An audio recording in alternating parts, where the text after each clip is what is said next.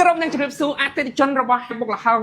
Hull Corner បុកលហង Hull Corner ជាទីគោរពនិងជាទីមេត្រី គណៈពេលនេះពួកខ្ញុំពងផ្សាយចេញពីសវណ្ណាទៅចា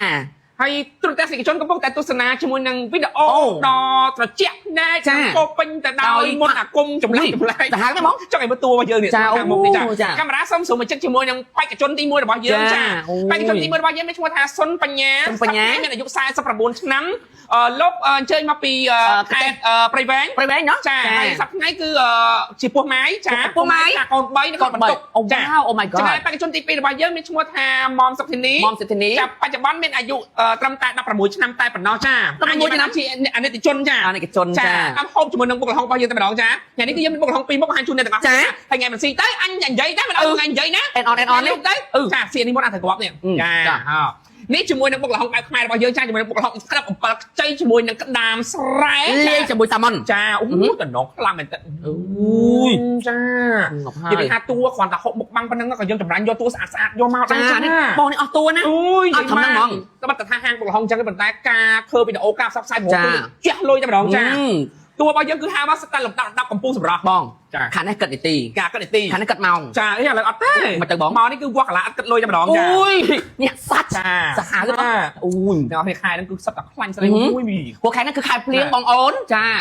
ដាក់ចឹងមកអាខ្លាញ់ក្តាមពុកជាមួយនឹងសាល់មុនហ្នឹងអូយនិយាយថាអូយជាតិតម្រងណាហើយការបានថ្ងៃជ្រះហងចាយតោះនេះគាត់តែខ្វះ2ម៉ោងឡើយអាកាត់បាញ់អ្នកមើលគេចាំមើលនេះអូខេហាម៉ាំចាប្លង់ស្រីជេមានកាត់ចោល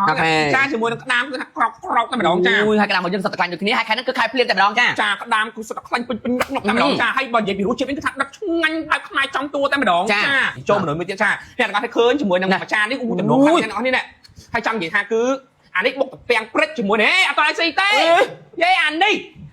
ចាក្រាប់តាពាំងគឺថាមកតដុលតែម្ដងតែតានេះឲ្យគឺថាស្រួលញ៉ាំឆ្ងាញ់គ្រប់ចិត្តដឹកអារម្មណ៍ចាអញ្ជើញឲ្យលោកអាដាមមិនដែររសជាតិខុសពីពោះតាំងពោះម៉ាម៉ារបស់ឆៅយ៉ាងម៉េចដែរមិនដែរនិយាយទៅរសជាតិខុសគ្នាដែរអូខំនិយាយអីម៉ៃនេះអាយនិយាយក៏មិនលឺដែរអាទៅគ្រាប់គេតែស៊ីទៅចាអូយស្ដីបានវាពងថតអីskin care មួយនឹងខ្លាញ់ក្តាមសេះរបស់យើងតំណងមែនតើអ្នកទាំងអស់គ្នាចាចង់និយាយចឹងណាចានេះគឺជាតាពាំងព្រិចនៅហោខណប់ជាគឺតាពាំងព្រិចស្រួលខ្ញោកតែម្ដងបើមិនជឿចាំឲ្យអ្នកទាំងអស់គ្នាស្ដាប់ហប់ចាតាមពិតអត្តពាលឺមែនតើហ្នឹងតែ1%អាវាធ្វើឲ្យលឺហ្នឹងគឺ99តែម្ដងចាខប់តែនិយាយមែនគឺស្រួលខ្ញោកតែអ្នកទាំងអស់គ្នាបើថាមិនជឿទេអញ្ជើញមកដល់ហាងក៏បានកំងតាមអេបក៏បានខ្ចប់យកទៅញ៉ាំនៅហាងនៅផ្ទះឲ្យក៏បានដែរចា